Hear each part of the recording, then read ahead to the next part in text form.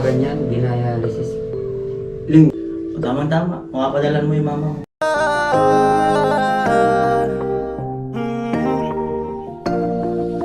Kung sa pagtulong ng usapan ko, yan ulit sa kalam. Wala na akong masasabi sa taon na yan. Yo, good morning, magandang umaga. Ito, 8:45 ng umaga. Andito ako kina Ate Margie. Yan si Kuya Bong, nagbukas ng tindahan. Ayun yung hagdanan. Kagabi umulan-ulan na naman at nandun nga ako natulog sa barracks. At ngayon may inaantay ako. Sumamaya ako na sabihin. So ngayon nandito muna ako kina Ate Margie. Yan. Mukhang tulog pa sila. Si Mary pumasok? Pumasok po. Yung magkapatid? Pumasok daw yung magkapatid. Yan si Ate Margie. Kape ka na muna po. Kape daw muna.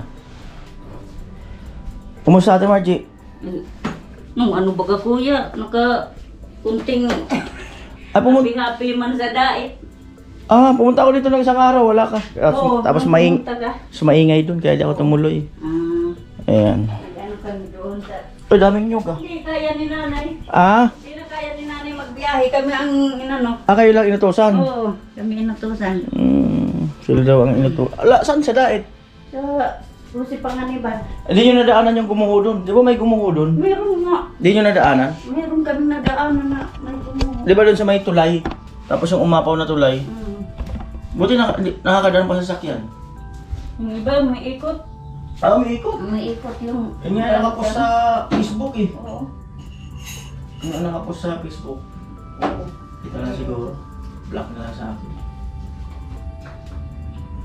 Ano sabi mo? Yung lula mo, anong nangyari? Ay, yung nanay ni Kuya Bong? Yun ang ko, yung... Nanay ni Kuya Bong? Opo. Ano nangyari? Yung sakit niya sa puso sa kasakit niya. Ano nangyari? Matake na naman. Ano nangyari sa sakit? Ilang taon na? 81. 81 years old? Natake nung sakit niya, halos di makahinga nung araw na yun. Galing ka doon ng isang araw? O kahapon? Yung ano, kuya. Um, Tapos hindi naman na nagpa-confine. Ayaw niya nang masyadong magastos. Nagparesita lang ng gamot. pero nakumpay dati? Nung ano, ilang araw lang yun. Nakumpay saan? Sa Sa hospital? yata yun. Nasa UMC? Tapos nagpalabas na? Labas na siya? Ayaw mag-ano ta, wala naman daw siyang gagastos. Hindi, may PhilHealth naman. May PhilHealth. Meron naman PhilHealth. Bago magbagyo nung nandun. Ayun yung nanay ni Kuya Bong. Opo. Nung pagkabagyo, pinuntahan ko. Nung unang araw na dito noon, sa hinay. Pumunta ka doon ng pagkabagyo? Oo. Si Kuya Bong, ba't di pumunta doon? Ano? Wala pa mas... Pumunta na po. Isa lang pupunta sa inyo? Sa isa lang? Para yung pamasahe, pambili na lang ng gamot. Para makatipid? Lagi naman nagkakausap sa video. Sabi ni Mama, kahit nga huwag na kayong pumunta na, basta yung panggamot. Pero may edad na rin pala. 81 na. 81. 82. 82. 82. Mama mo yun, Kuya Bong? Mama ko miss. Oo, upo dito kayo mo. Para maganda ko sa... Dito ba? Ako ba? Napapanagin ko ito.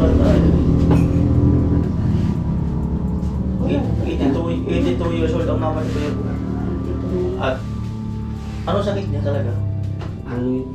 Dati pa, nung dalaga pa daw siya, yung kidney, gumaling na yun. Tapos yun pala, pag tumatanda na, parang babalik. Bumabalik. Yun pa rin ang ano niya. Pero 81 na rin. 82. 82. Talaga, pala kayo? Di, agdangan lang. Ay, abdangan. Saan? Baaw. Saan yung Yung kamag-anak ko, kuya. Ha? Kung yung kamag-anak ko. Kamag-anak. Kahit ni nanay, mga lumapag. Dahil si Kuya, sila man abdangan. Abdangan ba? Papuntang Pili. Papuntang pilin. Ay, pero tayo sa dait. Sino yung paano-ano niyo? Mga kamag-anak ni nanay side. Grabe sa dait, binabaha na sa dait ngayon. Tapos may mga landslide. May landslide na kami nadaanan. Ay, kayo, magkape rin tayo. Kayo yung taga rito, dapat magkape rin kayo. Pagkape na. Kumusta yung result ng ano ni, Wala pa. Ngayon daw pag ano yata ng bagong taong labas na. Mga bagong taon. Mga 2025 na. Ilan kayo magkapatid, Kuya Bong? 7. Yung dalawa kong kapatid sa Maynila. May kasama naman yung mama ko dyan. Yung isa kong kapatid, hindi na namin alam kung saan. Bakit? Ano nangyari? Ngayon ko lang, basta ilang taon nang hindi na pumupunta dun sa kapatid ko doon sa Maynila. Dati pumupunta yun daw. Tapos mga ilang taon na, Wala na. may nakasama daw yun na babae. Kumbaga parang... Live-in? Oo, parang live-in. Tagal na, wala kami... Walang balita, Wala kuya. kaming Ha? balita. Walang balita. Mga ilang taon na hindi nakakauwi. Mga Baka Mga 5 years na. Ay, Pwede, lupas na. pwede, Oh, pwede, mga five Baka years. mga tinal o... baka nga, di ba yung... Baka nag-pandemic, nag-iisip nga kami ng Pero nung pandemic, buhay pa siya noon. Bay, Wala man nga kami balita. Di ko naman inaano, no? Kasi nung dati, nang nasunog yung ozone layer, maraming nawala na hindi na nila nakita. Yung duda nila, nung masunog yung ozone layer. Ay, hindi yung ozone layer. Ang tawag doon, yung nasunog dito sa Maynila. Ozone layer, sa taas pala yun. Yung disco. Yung diskuhan na nasunog na maraming patay. Na ang duda nila, dahil nga ilang taon na hindi umuwi pa nilang kamag-anak, duda nila nakasama doon. Baka isa rin yung kuya sa Di ba nabalita yun? Yung disco Baka na... nakasasama pa yun sa stress ni mama. Kaiisip sa anak niyang isa. May ganong ano yun, senaryo. Wala man lang kaming saan na pala yun? Wala man lang balita, hinahanap namin sa cellphone na may FB, wala. Pero kung buhay yun, or ano, imposible yung magtatago lang yun. Kaya wala naman problema sa amin. Wala man problema nung nagalit sa kanya, nung nagalit siya, wala man. Nagpamaynila lang yun doon sa kapatid niya.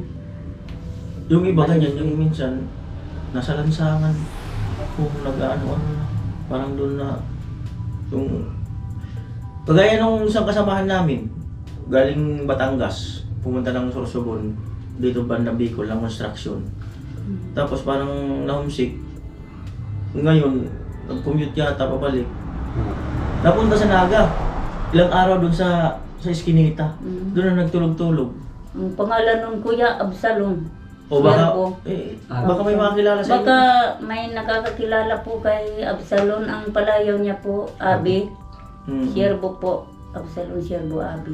Ang palayaw niya. Sana po ay makaano lang na. Makabalita kami kung may makakita po. Kasi tangkad din ni Kuya Bong. Matangkad din yun. Kasi medyo maano yung katawan sa akin. Medyo mataba-taba siya yun. Maitim lang. Maitim yun. Magkaitim. Grabe ang tagal na, no? Pero yung iba nun, umaasa na isang araw babalik. Kaya nga, yun nga rin ang inaano ko si mama. Laging iniisip. Sabi ko, huwag kang masyadong mag-stress na. Yan ang makakaano sa sakit mo lalo. Iwan niyo muna si Mary doon sa Agdangan. Gusto ko nga yung kunin kuya dito. Sabi ko, dito na muna. Ayaw naman kasi umalis sa bahay niya. Ayaw umalis.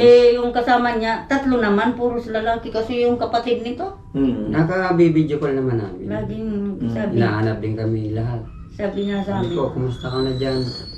Kasi nagpadala siya ng ospital, siguro nakaramdam siya ng matinding sakit. Nagpadala siya. Tapos pag umuwi din naman, bumalik, nagparesita na. Nung okay na. Ayaw niyang dialysis na. Ayun pa. Baka kung mas lalong madali na yung buhay niya. Kasi yung may boss ako na ganyan, dinadialysis. Linggo-linggo siya dinadialysis para tuloy na nangihina na. Pag mahina na, dadali na naman sa ospital. Magpapadialysis na naman, mag-ano ng dugo. Tapos lalakas, no? Lalakas. Pag wala na yung... Ayun siguro epekto. naisip niya. Mm. Kasi sinasanay na yata ng dugo yan. Tapos may araw lang na babalik na naman. Basta may lang daw siya, gamot. Ang gamot, lagi nagbibideo ko sa amin. Basta na ang gamot ko lang na yan. Gamot lang naman ang Ayaw niya talaga magpa-dialysis. Meron ako na vlog sa Bulacan, yun naman, bumabalik-balik sa ospital. Sinasalinan ng dugo. Pinapalitan tuwing balik sa ospital. Yung dialysis nga. May schedule yun eh. Ako talaga. Kumusta sila nanay dyan? Okay man. Okay naman sila din. Okay man.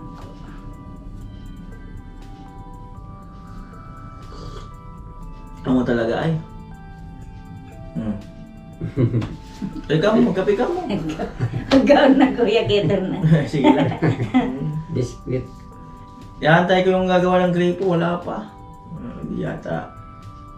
Ano kaya nangyari doon? Wala kang kontak Kuya? Wala nang dalang cellphone eh.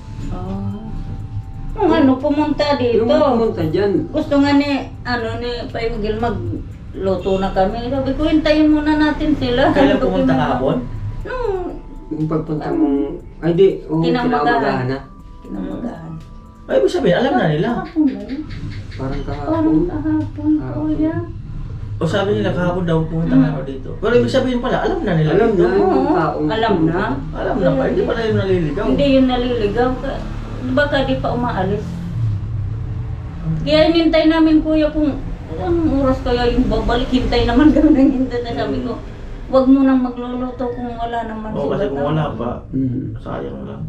Sabi ni Pamigil, kinuha na nga to, sinundo na to dito. Tara, wag, ano na. Excited na si... Excited na yung tatay. Sabi ko, wag muna, kasi wala pa naman nga sila. Wala pa naman yung gagawa, wala pa naman yung mga ano kako doon. Wala Materialis, naman wala pa. nakikita. Hintayin lang natin. Kaya nanaswertein tayo ng tubig dyan. Sana nga Kuya. Para ano, malapit-lapit na pag-iiban nyo, no? Malapit-lapit na. Sana ay makakuha, pero Tiwala lang kung na makakakuha ng tubig. Kasi nag-iiba-iba naman. nangyayari kasi dito, nag-i-slide pag ano lang nakukuha dyan. Nag-iiba-iba naman kasi ang panahon. Dati, sa San Roque, sa amin, wala talagang tubig dyan. Oo. Lahat kami nag-iigib dito sa cruising. Ay ngayon baga, lahat naman maglilipo. Tapos nagkaroon ng tubig. Alam mo, magpa-slide kayo doon. Oo. Okay rin dyan magpa-slide doon. Oo, nakikiusap dyan. Saan ikakabit? Kung saan pwedeng i-twist to. Ito, anong sira nito sa inyo? Ayan nga yung mga ano na yan, parang titingnan na yung loob. Parang nabarahan na Kuya. Na ano na yata yung ano, yung tubo. Ayan, alas 9 na pala. Alas na yun. Sabagay, malay mo lang. Hmm? Malay Malay natin. natin. Magkaroon ng tubig, di mas Oo, maganda. yan nga sabi ni Kuya Nuring sa kanila, wala. Di wala lang. Meron na Ano, dito. yung tawag dito. Mm. Malay mo, malay mo, makachimpuhan yung ano, Mm. na may lugar na may tubig yan, di maganda. Sa kadilang na timingan. Oo, kasi dito kasi, kaya, yung sila, dati nagpaano na sila dyan, yung nag-ano ng ano, wala talagang nakukuha ng tubig. Ay, meron yan. O tama-tama, makapadalan mo yung mama mo. Ay, 10,000.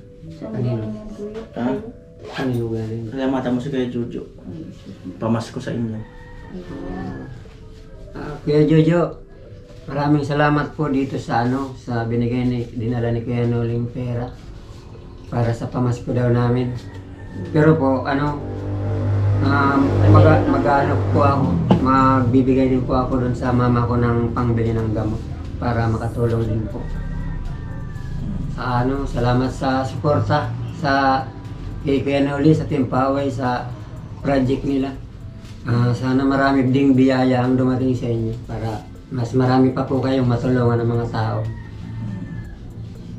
Ayan, pamasko yan ni... Ito po pamasko po. Pamasko yan ni Kuya Jojo sa inyo, sa inyong pamilya. Opo. Dito. Saka ingat po kayo, lahat po kayong pamilya. God bless po sa inyo. Sana mabuhay po kayo. Salamat po, Kuya Jojo. Bilangin na muna. 1, 3, 4, 5, 6, 7, 8, 9, 10. 10,000. 10,000 po. Binayaran ko yung kape ng 10,000. Mahal. Ang mahal naman kuya yung Ate Margie, may gusto ka sabihin. Kuya Jojo, maraming salamat at ang dami ng pamasko niyo po sa amin. Hindi ko po akalain to. Mas makakabuti po to kasi mapapadalhan din namin yung mama niya ulit ng pambili ng ano, gamot. Kasi isa rin pong ano, yung mga kapatid nito, mga wala pa rin na extra. maayos na trabaho, pa extra rin lang. Kaya maraming salamat po at may maipapadala na rin po ulit kami doon pambili ng gamot. Thank you po sa pamasko po sa amin. Alright, ayan. God bless po. Kuya Jojo, maraming salamat po muli. At halos lahat na bahagian mo na ng pamasko. Salamat po muli sa inyo at more power. At syempre sa lahat pang mga sponsor ni Kuya Noli, viewers sa inyo, Merry Christmas po. Maraming salamat po muli sa inyong lahat. Bye-bye! At umuwi muna ako dito sa bahay. At ayun, nagkausap na kami nung gagawa ng gripo doon kina nanay. Ayun, biglang katapos lang nung gripo nila at nag-update. May ginawa nung nakarang araw katapos lang. Ngayon ang problema, ikakasal pala yung anak. Sige lang, at antay-antay lang tayo kung kailan magagawa ang gripo nila nanay. Ang mahalaga, andyan na lang naman yung pundo daw sa bahay. Si mama nagluluto ng itlog, si Otol ng manok, luto. Sila papa, si Bayaw nandun sa ligaw. Ma, kaya bigyan ka ng 3,000. Kuya Jojo. Hey, thank you. Kuya Jojo, Merry Christmas. Alright. At salamat kay Kuya Jojo. Ayan, pinabigyan si mama ng 3,000.